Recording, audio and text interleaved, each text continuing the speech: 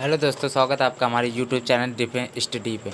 तो दोस्तों, मैंने आपको नेवी एमआर के प्रैक्टिस सेट बहुत से करा दिए हैं। यदि आपने उनको पहले पार्टों को ना देखा हो तो देख लीजिएगा। और यहाँ पे पहला क्वेश्चन आपका दिया गया है, यहाँ पे पढ़ लीजिए आप। जिगर से निकल के हृदय की तरफ जाने वाले रक्त में यहाँ पे आपका क्या भरा जाएगा कि उच्च सांद्रता होती है। इन चारों ऑप्शन को आप रीड कर लीजिए। इन चारों ऑप्शन में क्या हो जाएगा, जो आपका सी पार्ट है पित्त के रंग कण, वो आपका जो सी ऑप्शन है बिल्कुल राइट ऑप्शन हो जाएगा।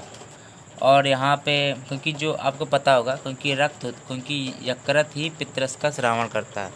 जो आपका यकृत होता है, आपको पता होगा, यकृत ही पित्तरस का श्रावण करता है। और यकृत को इंग्लिश में क्या कहते हैं, लीवर कहते हैं। यहाँ पे इसका सी ऑप्शन आपका राइट हो जाएगा। अब आपका यहाँ पे नेक्स्ट क्वेश्चन दिया गया है, देख लीजिए। बल्ब के एक पौधे से किस हिस्से का एक रूपांतरण होता है।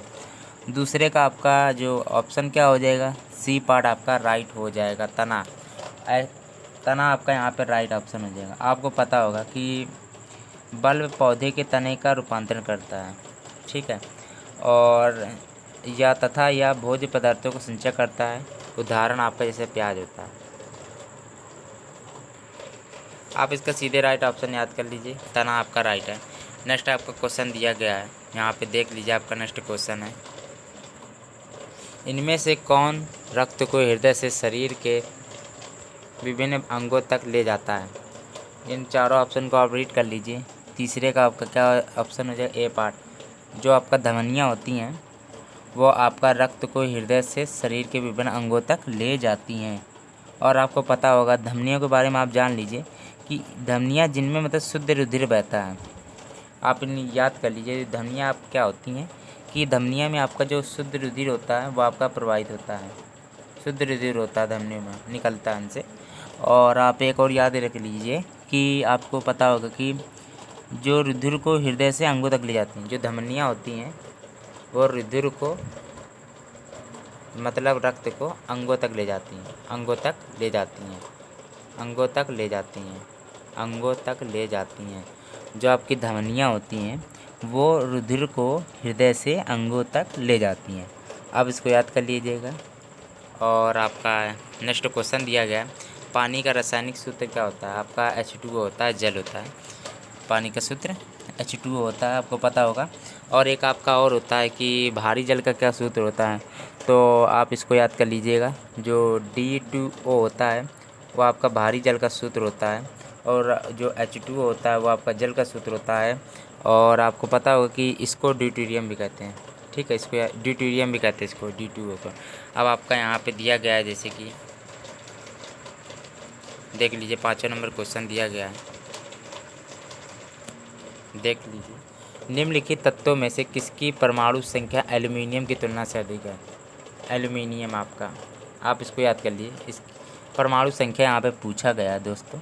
तो यहाँ पे आपको पता होगा एल्युमिनियम की आपकी क्या होती है, 13 होती है। मैग्नीशियम की 12 होती है। सोडियम की 11 होती है। सोडियम को Na से प्रदर्शित करते हैं और मैग्नीशियम को Mg से प्रदर्शित करते हैं, ठीक है। और एल्युमिनियम की 13 होती है, 13। और फास्फोरस क्या होता है, P होता है। फास्फोरस की P होती है, 15 होता है, ठीक है। और आपको पता होगा कि जैसे कि नियॉन की 10 होती है। पर इधर राइट ऑप्शन क्या हो जाएगा, एल्युमिनियम से अधिक पूछा गया है। 13 से अधिक किसकी है, आपकी फास्फोरस की। 5 का ए ऑप्शन आपका राइट हो जाएगा। अब आपका यहाँ पे नेक्स्ट दिया गया है, 6वां नंबर क्वेश्चन है कि देख लीजिए यहाँ, प्रक्रियाओं की श्रृंखला जिसके दौरान नाइट्रोजन और उसके यौगिक पर्यावरण में रहने वाले जीवों में अदला बदली करते हैं उसे कहते हैं। इन चारों ऑप्शन को आप रीड कर लीजिए। जो आपका 6वें का डी हो जाएगा वो आपका सीधा राइट ऑप्शन हो जाएगा, नाइट्रोजन चक्र। नेक्स्ट दिया गया आपका क्या, यहाँ देखिए लीजिए, डैश का निशान है, क्या आएगा यहाँ पे आपका, कहता है कि प्रेरित EMF चुंबकीय प्रवाह लिंकेज के या चुंबकीय प्रवाह लिंकेज के काटने की दर के परिवर्तन की दर के समानुपाती होता है। ये कौन सा नियम था इसका, आप ये थोड़ा इम्पोर्टेंट है। 7वें का क्या हो जाएगा आपका राइट ऑप्शन, 7वें का डी। फराडे के नियम के बारे में है। ठीक है, इसको आप याद कर लीजिए। 8वां नंबर क्वेश्चन दिया गया है, एक कोश की जीव कैसे प्रजनन करता है। तो आप इसका क्या हो जाएगा 8वें का, ये पार्ट आपका राइट हो जाएगा, कोश का विभाजन। अब आपका नेक्स्ट दिया गया है 9वां नंबर क्वेश्चन है, निम्नलिखित में से किसे अजीर्ण के इलाज के लिए प्रयोग किया जाता है। एंटासिड है, एंटीसेप्टिक है, एनाल्जेसिक है, एंटीबायोटिक है। तो आपका इस 9वें का क्या हो जाएगा राइट ऑप्शन, आपको पता होगा 9वें का जो आपका ए पार्ट है वो राइट हो जाएगा, एंटासिड है आपका राइट ऑप्शन। अब आपका यहाँ पे दिया गया है, यहाँ पे दिया है कि न्यूटन गैलीलियो के गिरते शरीर के नियम को और किस नाम से जाना जाता है। तो आप इसका चारों ऑप्शन को पढ़ लीजिए। गति के नियम, न्यूटन का पहला नियम, न्यूटन का दूसरा नियम, न्यूटन का तीसरा नियम। तो 10वें का आपका राइट ऑप्शन बी पार्ट हो जाएगा, न्यूटन का पहला नियम। और न्यूटन का आपका पहला नियम हो जाएगा यहाँ पे, जो गिरते शरीर के नियम होता है जो, और दूसरे नाम से जाना जाता है उसका न्यूटन का पहला नियम होता है। अब आपका यहाँ पे नेक्स्ट दिया, और आपको पता होगा कि चलो अब आपका नेक्स्ट क्वेश्चन दिया गया है 11वां नंबर क्वेश्चन है, निम्नलिखित में से कौन एक ठोस सोल का एक उदाहरण है। तो 11वें का आपका सी पार्ट है, जो रंगीन पत्थर है, जो आपका एक उदाहरण होता है ठोस सोल का। यहाँ पे आपका सी पार्ट आपका राइट हो जाएगा, और जो आपका पूछा गया ठोस सोल का एक उदाहरण है वो रंगीन पत्थर हो जाएगा। और ओजोन ऑक्सीजन, यहाँ 12 नंबर क्वेश्चन है, ओजोन ऑक्सीजन का एक है। इन चारों ऑप्शन को पढ़ लीजिए, अपरूप, समस्थानिक, संभारिक, समन्यूट्रॉनिक। ओजोन क्या होता है आपका, ओजोन O3 होता है, जो पृथ्वी पर पराबैंगनी किरणों से बचाता है।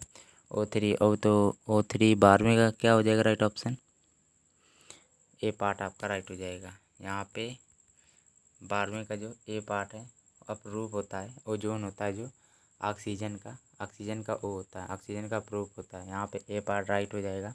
और आपको पता होगा कि जो वायुमंडल में बहुत कम मात्रा में पाया जाता है ओजोन, कितना होता है वायुमंडल में ओजोन कितना पाया जाता है, कम मात्रा में होता है, 0.02% प्रतिशत होता है। और इसकी थोड़ा आप इसके गुण याद कर लीजिए कि ओजोन का गुण क्या होता है। ये मतलब या तीखे गंधे वाली अत्यंत विषैली गैस है। ओजोन के गुण होता है तीखे गंधे वाली